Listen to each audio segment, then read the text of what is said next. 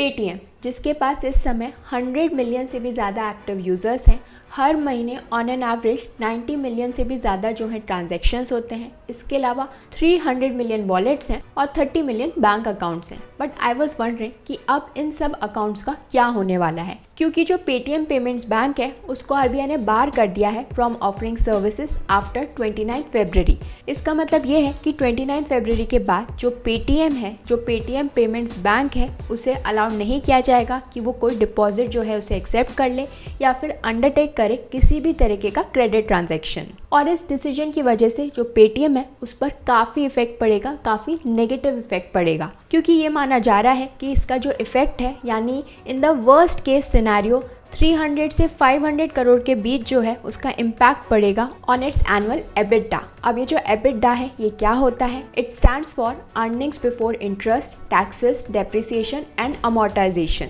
यानी basically in simple terms इसका मतलब ये होता है, ये एक मेट्रिक होती है जो कि यूज़ की जाती है ताकि आप मेजर कर सकें उस कंपनी की प्रॉफिटेबिलिटी एंड फाइनेंशियल हेल्थ। सो इस वजह से 300 से 500 करोड़ का जो है झटका इस कंपनी को लगने वाला है। इसके अलावा जो 197 कम्युनिकेशंस लिमिटेड है, जो कि पेटीएम की पेरेंट कंपनी है, उसके जो शेयर्स हैं वो भी 20% कम हो गए हैं। सो हम देख सकते हैं कि ये जो डिसीजन आरबीआई ने दिया है इसकी वजह से पेटीएम पर काफ़ी नेगेटिव इम्पैक्ट पड़ा है। और आज के हमारे वीडियो में हम यही समझेंगे कि आखिर पेटीएम ने ऐसा क्या किया है जिसकी वजह से आरबीआई ने उन्हें बार कर दिया है और ये सब कुछ पेटीएम के साथ हो रहा है। लेकिन मैं आपको एक बात बता दूं कि ऐसा पहली बार नहीं है।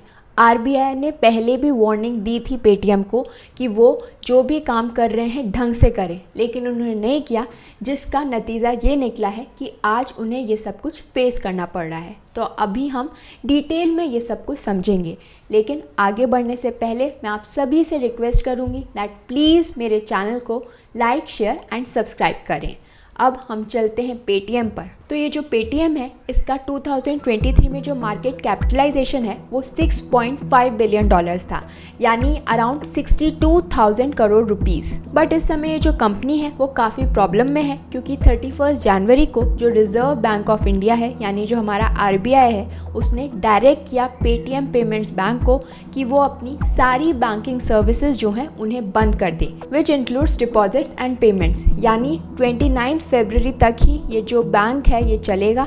इसके बाद ये सभी सर्विसेज बंद हो जाएंगी। और ये जो स्टेप आरबीआई ने लिया है ये उन्होंने लिया जब एक ऑडिट में ये रिवील हुआ कि जो पेटीएम है वो रेगुलेशंस को फॉलो नहीं कर रही है। नॉन कंप्लायंस के बारे में जब पता चला तो आरबीआई ने ये डिसीजन लिया। अब हम में से ज़्यादातर लोगों ने ये पेटीएम तो यूज़ किया है, जिसे हम ज़्यादातर यूपीआई के लिए या किसी भी ट्रांजैक्शन के लिए यूज़ करते हैं। सबके हमारे पेटीएम वॉलेट्स भी हैं जिसके अंदर हम थोड़ा बहुत पैसा डाल के रखते हैं। तो बहुत सारी क्वेरीज आई कि क्या होगा, हम अपना पैसा निकाल सकते हैं यानी उस पैसे को यूज़ कर सकते हैं यानी। तो मैं आपको बता दूं कि उन्होंने ये क्लियरली कहा है कि कस्टमर्स पर जो है इसका असर नहीं पड़ेगा। हम जो है इजीली 29 फरवरी तक इसे यूज़ कर सकते हैं। अगर आपके पेटीएम वॉलेट में कुछ पैसे हैं तो आप उसे निकाल भी सकते हैं। बट ये तो बात हो गई पेटीएम की कि कैसे ये जो ऐप है इस पे हम काम करते हैं, कुछ बिल्स भी पे कर देते हैं, डीटीएच वगैरह के सब कुछ। बट ये पेटीएम पेमेंट्स बैंक आखिर है क्या, ये बैंक कहाँ से आया? तो अब हम इसके बारे में समझ लेते हैं। तो ये जो पेटीएम पेमेंट्स बैंक है ये एक इंडियन पेमेंट बैंक है जिसे फाउंड किया गया था 2017 के अंदर, और ये एक सब्सिडरी है ऑफ 197 कम्युनिकेशंस, जो कि पेटीएम की पेरेंट कंपनी है। अब ये जो बैंक है पेटीएम पेमेंट्स बैंक, ये ऑफर करता है काफ़ी सारी बैंकिंग सर्विसेज जो कि इंक्लूड करती हैं savings account, current account, debit card, money transfers, bill payments and recharges. और इनका जो एम है वो यही है कि फाइनेंशियल सर्विसेज प्रोवाइड की जा सके to the unbanked and under bank population of India. तो जिनके पास जो है बैंक अकाउंट्स नहीं हैं वो भी इसको यूज़ कर सकते हैं, उनको ये जो बैंक है वो एम कर रहा था। अगर हम इसके फीचर्स की बात करें कि क्यों कोई भी पर्सन जो है वो किसी और बैंक के पास नहीं जाएगा और इनके पास जाके अपना अकाउंट खोलेगा, तो ये काफ़ी सारे अलग फीचर्स प्रोवाइड कर रहे थे, क्योंकि ये एम कर रहे थे एक ऐसी पॉपुलेशन को जो अभी तक उन बैंक्स के पास नहीं पहुंची है। तो इनका जो सबसे पहला और अच्छा फीचर था वो ये था कि मिनिमम अमाउंट जो है वो रिक्वायर्ड नहीं है, मिनिमम बैंक बैलेंस रिक्वायर्ड नहीं है। अभी तक क्या है, अगर हमें हमारा बैंक अकाउंट मेंटेन करना है तो कुछ मिनिमम अमाउंट जो है उसमें रखना पड़ता है। लेकिन ये जो बैंक है उसका ये कहना था कि ट्रेडिशनल बैंक्स जैसे करते हैं वैसा ये जो पेटीएम पेमेंट्स बैंक है इसके अंदर कस्टमर्स को एक मिनिमम बैलेंस रखने की ज़रूरत नहीं है अपना अकाउंट मेंटेन करने के लिए। अगर बैंक में 0 पैसा है तब भी इसे मेंटेन किया जा सकता है। इसके अलावा जो डिजिटल ट्रांजैक्शंस होती हैं इस बैंक के थ्रू, जैसे कि मनी ट्रांसफ़र, बिल पेमेंट या रिचार्जेस, वो बिल्कुल फ्री हैं। और ये ऑफर करता है 2% interest rate per annum on savings account, जो कि काफ़ी हायर है। यानी ये जो इंटरेस्ट रेट है वो बहुत ज़्यादा है as compare to most of the traditional banks in India. इसके अलावा इस बैंक के जो अकाउंट होल्डर्स हैं उन्हें एक फ्री वर्चुअल डेबिट कार्ड मिलता है जो कि वो यूज़ कर सकते हैं for online shoppings and payments. और ऐसा नहीं है कि डेबिट कार्ड नहीं मिलेगा, फिजिकल डेबिट कार्ड भी मिलता है। अगर आप रिक्वेस्ट करोगे तो आपको फ़ी देनी पड़ेगी और उसके बाद आपको फिजिकल डेबिट कार्ड भी मिल जाएगा। And last is the FASTag. तो ये जो पेटीएम पेमेंट्स बैंक है ये लार्जेस्ट इशूअर है ऑफ फास्टैग इन इंडिया, जो कि अलाउ करता है electronic toll collections on highways. तो हम देख सकते हैं कि कैसे ये जो बैंक है काफ़ी सारे अलग और अच्छे फीचर्स जो है वो अपने अकाउंट होल्डर्स को प्रोवाइड कर रहा था, जिसकी वजह से काफ़ी सारे लोग जो हैं अट्रैक्ट हुए और उन्होंने अपना अकाउंट इस बैंक के साथ खोल लिया। लेकिन अब ये जो बैंक है वो काफ़ी मुश्किल में है और ये मुश्किल आई आफ्टर द ऑडिट रिपोर्ट। तो जो कॉम्प्रिहेंसिव सिस्टम ऑडिट रिपोर्ट थी और उसके बाद जो compliance validation report I of the external auditors, उसके अंदर रिवील किया कि कैसे ये जो बैंक है, कैसे ये जो कंपनी है वो कंटिन्यूसली जो है कंप्लायंसेस नहीं कर रही, जो भी रेगुलेशंस हैं, जो भी रिक्वायरमेंट्स हैं उन्हें फॉलो नहीं कर रही। और इसी वजह से काफ़ी सारी कंसर्न्स भी रेस की गई for further supervisory action. In fact RBI का कहना है कि ऐसा पहली बार नहीं हुआ है। उन्होंने मार्च 2022 में भी जो पेटीएम पेमेंट्स बैंक है उन्हें डायरेक्ट किया था कि वो स्टॉप करें ऑनबोर्डिंग ऑफ न्यू कस्टमर्स और अपॉइंट करें आईटी ऑडिट फर्म, ताकि वो ढंग से कंडक्ट कर सके एक कॉम्प्रिहेंसिव सिस्टम ऑडिट। लेकिन ये जो कंपनी है उसने इनकी बात नहीं मानी, वो अपने ढर्रे से जैसे चल रही थी वही चल रही थी। लेकिन अब वापस से जब ये जो ऑडिट रिपोर्ट सामने आई तो आरबीआई ने इस बार तो साफ कर दिया कि अलाउ नहीं करेंगे। 29 फरवरी तक अगर आपने अपनी सिचुएशन ढंग से नहीं की तो उसके बाद बार कर दिया जाएगा, कोई भी तरीके का ट्रांजैक्शन नहीं होगा। अब इससे जो कस्टमर्स थे वो काफ़ी टेंशन में आ गए, बहुत सारे क्वेश्चंस आने लगे। अगर हम एक्स प्लेटफॉर्म की बात करें तो वहाँ पर बहुत सारे लोग क्वेश्चंस पूछने लगे कि हमारे पैसे का क्या होगा। तो अब मैं आपको बता देती हूँ कि क्या क्या चीज़ें जो है बंद हो जाएंगी, किन किन चीज़ों पे असर पड़ेगा। तो सबसे पहले तो ये जो पेटीएम पेमेंट्स बैंक है इसे अलाउड नहीं होगा कि वो किसी भी तरीके का डिपॉजिट जो है एक्सेप्ट करे या फिर अंडरटेक करे क्रेडिट ट्रांजैक्शंस और टॉपअप्स इन एनी कस्टमर अकाउंट्स। इसके अलावा जो प्रीपेड इंस्ट्रूमेंट्स हैं, वॉलेट्स हैं, फास्टैग्स हैं और जो NCMC है which is national common mobility card, ये जो सब है ये सब काम नहीं करेंगे आफ्टर 29 फरवरी 2024। लेकिन जो इंटरेस्ट है, कैशबैक है या फिर रिफंड है उसे अभी भी क्रेडिट किया जा सकता है। यानी ये जो एंटिटी है, ये जो पेटीएम है, इसे परमिट करना पड़ेगा द विड्रॉल और utilisation of balances by the customers. तो अगर वो उनके सेविंग्स या फिर करेंट बैंक अकाउंट्स में है या फिर जो उनके प्रीपेड इंस्ट्रूमेंट्स हैं, फास्टैग्स हैं, NCMC है, ये सब कुछ बिना रिस्ट्रिक्शन के जो है इन्हें यूज़ किया जा सकेगा up to the available balance. यानी जितना बैलेंस है, जितना बचा हुआ बैलेंस है उसे आप पूरी तरीके से यूज़ कर सकते हैं। अब हम चलते हैं मेजर प्रॉब्लम्स की तरफ जो कि लोग फेस करेंगे, क्योंकि जो पेटीएम है उसकी जो UPI फैसिलिटी है वो बहुत ज़्यादा यूज़ की जाती है। तो ये भी जो फैसिलिटी है वो सिर्फ 29 फरवरी तक ही होगी, उसके बाद इसे आप यूज़ नहीं कर पाएंगे। ना ही जो Bharat bill pay operating units हैं वो फैसिलिटी आपको अवेलेबल होगी। तो इन शॉर्ट ये जो सारी सर्विसेज मैंने आपको बताई ये सब बंद हो जाएंगी 29 फरवरी के बाद, आप इसे यूज़ नहीं कर पाएंगे। लेकिन ऐसा नहीं है कि ये लास्ट रिजॉर्ट है पेटीएम के बाद। अगर पेटीएम कुछ करता है, कुछ स्टेप्स लेता है तो शायद ये बच सकता है। और वो स्टेप्स क्या क्या होंगे? तो अगर ये जो एंटिटी है ये ट्रांसफ़र करती है या रूट करती है अपनी पेमेंट सर्विसेज को थ्रू अनदर बैंक, तो शायद जो है ये सब कुछ बच सकता है, जो कस्टमर्स हैं उन्हें प्रॉब्लम ना है। लेकिन तब तक पेटीएम के लिए बहुत ही डिफ़िकल्ट है कि वो किसी भी तरीके के जो पेमेंट रिलेटेड ट्रांजैक्शंस हैं वो कर पाए। सो वी कैन सी जो चीज़ें सबसे ज़्यादा अफेक्टेड होंगी वो होगी यूपीआई पेमेंट्स और फास्टैग, क्योंकि मेजरली जो पेटीएम है वो इसके लिए यूज़ किया जाता है। लेकिन जब तक पेटीएम जो है वो किसी और बैंक से जो है कनेक्शन नहीं बिठाता है तब तक ये चीज़ें नहीं चलेगी। और जो डेडलाइन है पेटीएम के पास वो है 29 फरवरी। उसके बाद ये सब चीज़ें बंद हो जाएंगी, इनको यूज़ नहीं कर सकते। तो I think people will resort to other UPI options या फिर जो दूसरी पेमेंट ऐप्स हैं उनके पास चले जाएंगे लोग। तो इससे जो पेटीएम है उसे बहुत घाटा हो जाएगा। अब हम समझ लेते हैं कि पेटीएम का इस सब के बारे में क्या कहना है।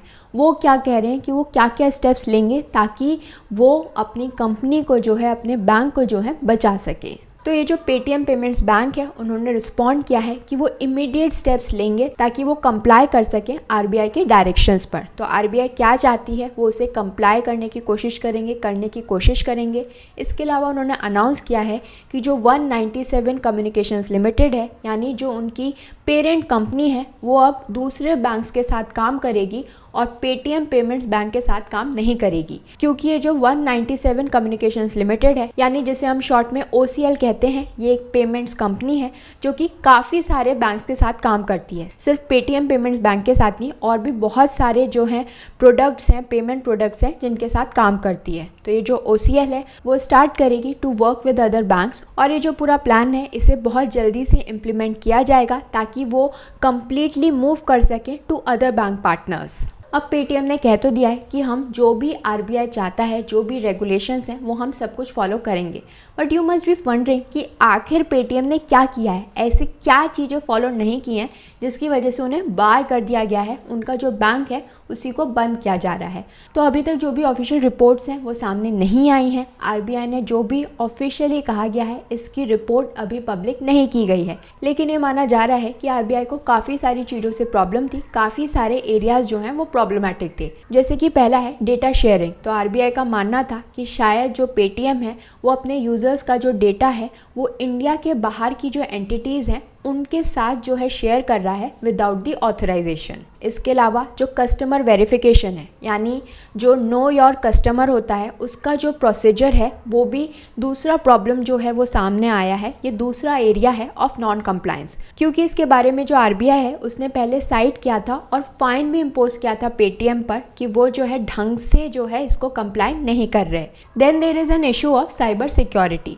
तो ये जो मोबाइल बैंकिंग एप्लीकेशन है, ये जो पेटीएम है, वो डिले करता है in reporting of cyber security incidents, और जो रेगुलेटरी गाइडलाइंस हैं उन्हें भी फॉलो नहीं करता है। तो जो भी लाइसेंसिंग के लिए जो भी रेगुलेशंस रिक्वायर्ड हैं उन्हें वायलेट करता है, उन्हें फॉलो नहीं करता है। तो इसी की वजह से जो आरबीआई है उसने बार कर दिया है पेटीएम को। अगेन आई एम रिपीटिंग कि अभी भी कुछ भी जो है पब्लिक के सामने नहीं आया है, जो रिपोर्ट है वो पब्लिक के सामने नहीं आया है।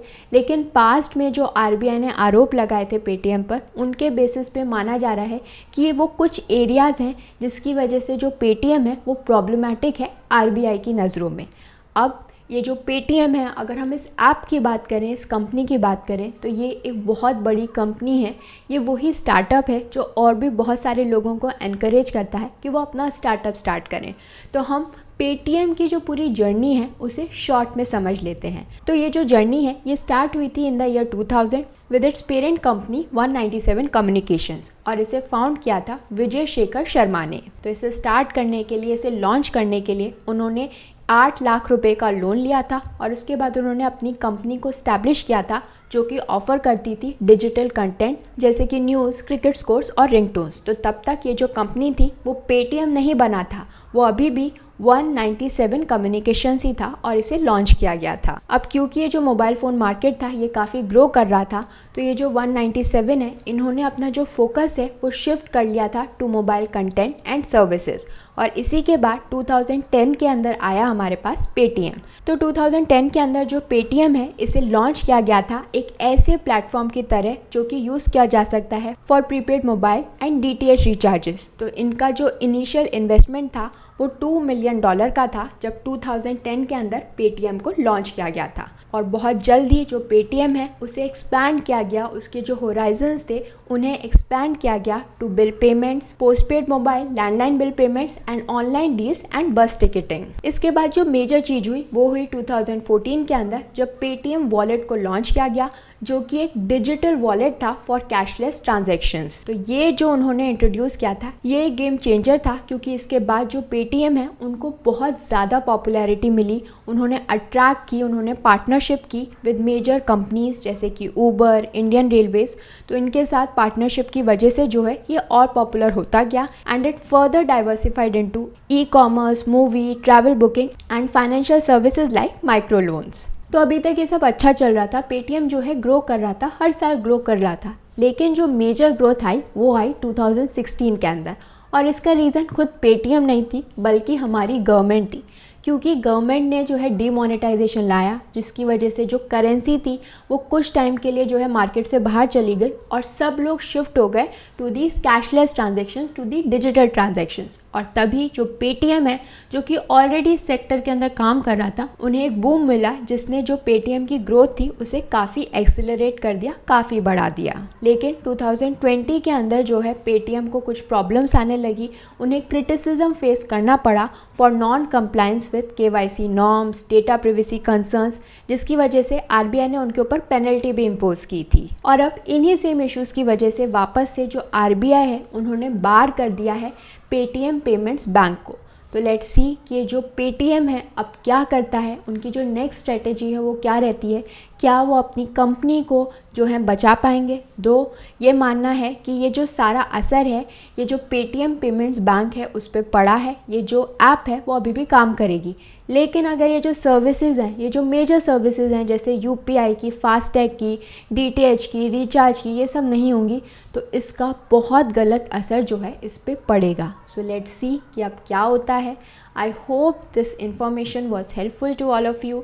Please do like, share and subscribe to my channel. Thank you.